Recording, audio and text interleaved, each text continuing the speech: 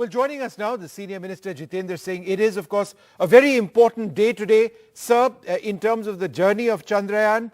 The propulsion module has been separated from the Vikram lander.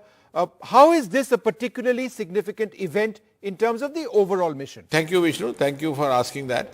Of course, every Indian feels proud of this, but yes, you rightly put it. I think what is exclusive from my point of view is that while we look up to Chandrayaan mission with huge amount of excitement, enthusiasm, inquisitiveness, curiosity, but it is not only confined to India any longer. The entire world is looking up to Chandrayaan, also because there are certain exclusive features associated with this. And that has been so right from the beginning of the Chandrayaan series. For example, even though we started off our space journey much after the USA and the then USSR, maybe 1960s, when they were already on the verge of landing on the surface of moon, which of course America did in 1969. But it was Chandrayaan 1 which brought home the evidence through pictures of the presence of water on the surface of moon. And that was an eye-opener for the entire world community, because that then, led them to start asking themselves the possibilities of a human habitat on the surface of moon, the compatibility or non-compatibility or the extent of compatibility of a human life being feasible over there. Now, these were the things which were just stirring our imagination generation after generation. As a part of fiction, part of literature, part of poetry, a part of our nursery rhymes about, imaginary people living on moon. But here it was Chandrayaan which for the first time prompted us to find answers to these questions which were hitherto part of the fiction. And this time, this mission is going to carry the same agenda further. Partly and sir, in terms of that agenda, let me ask you a direct question, sir. Give me a direct answer. What are India's space ambitions beyond Gaganyaan, beyond Chandrayaan? What are we looking to do, sir? So I think, that this evidently places India as a frontline nation, not only in our space capabilities, but also in the terms of our capacity of innovation and technology, which is going to be the basic benchmark and determinant for the future economy of any country. It's going to be hugely possible, and I think we owe it a lot to Prime Minister Modi for having broken many of the taboos of the past. It was he who actually threw open the gates of Sriharikota, and we had during the launching also about as many as 1,000 media persons at a place which was forbidden even from peeping inside the gate. And from the point of Gaganyaan, yes, of course, it will be placing India, reaffirming India's position in that. And if you see overall, if you mean to say what is it going to mean, that India is now being accepted increasingly with each passing day as a very important global player. B, India is looked up with seriousness, not unlike till few years ago. Everybody, rest of the world thought that, these issues like climate change and clean energy and space missions were something which were not very close to India's priorities, or maybe India didn't have the capacity or the capability or the aptitude to address these issues. Here, now we are taking the lead. If it is climate, it's Prime Minister Modi who talks about it in COP. If it is energy, Prime Minister Modi says net zero by 2070. If it is space, it is now, you would recall when Prime Minister Modi visited DC, Washington DC, it was America which put across the invitation that our astronauts should be joining them for the space laboratory missions. So I think now the rest of the world is looking up to India. And this is going to reaffirm India's position as a frontline, not only player, but maybe a frontline leader in the times to come. Sir, do you foresee an Indian space station? And secondly, do you foresee manned or crewed Indian deep space missions?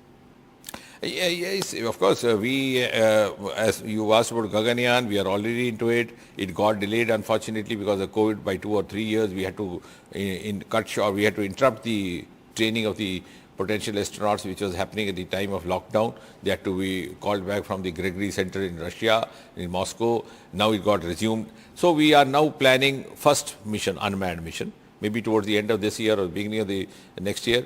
And then the second unmanned, which will not be totally unmanned, is the robo mission. We have a Vayomitra, female robo. Because you see, you would appreciate that getting back a human being safe to the earth is as important as sending him into the space. So while we send him, we must make sure before we do that, that we are confident of having him back.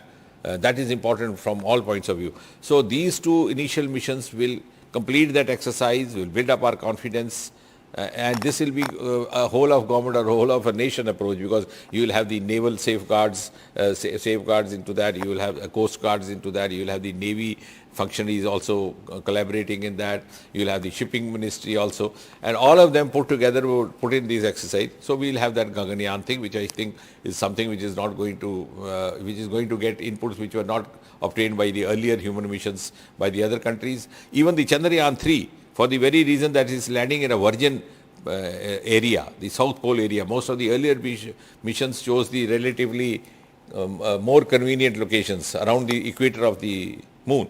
So that itself makes it exclusive. So we have actually dared to tread into more difficult terrain, which also gives an advantage in the sense that there is a possibility of water craters being there, and therefore experimenting with oxygen, hydrogen, all those things which are closer to human life, to clean energy, etc., etc. Sure.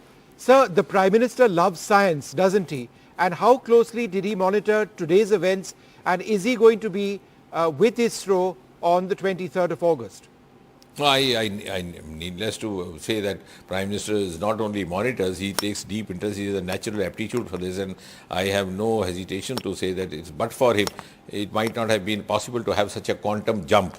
In 3-4 years, there's a huge change of scenario. And the manner today, even as far as the Artemis agreement was concerned, when Prime Minister Modi was there in Washington DC, as far as space is concerned, I mean, it's something like now you are not being treated as a nation which is trying to pick up cues from them. We are now being looked up for cues for others to take benefit of. So this has happened because Prime Minister has not only been personally monitoring, but he has been very forthcoming, and he has shown the courage to take out of, to sometimes break the taboos of the past, to do away with the regulations which could be inhibiting. Because you just see, if you see the pictures of Sarabhai carrying the launcher on the carriage of his bicycle way back somewhere around 1960, you would be amazed how much passion was there in store, how much aptitude, how much talent, but there were no resources.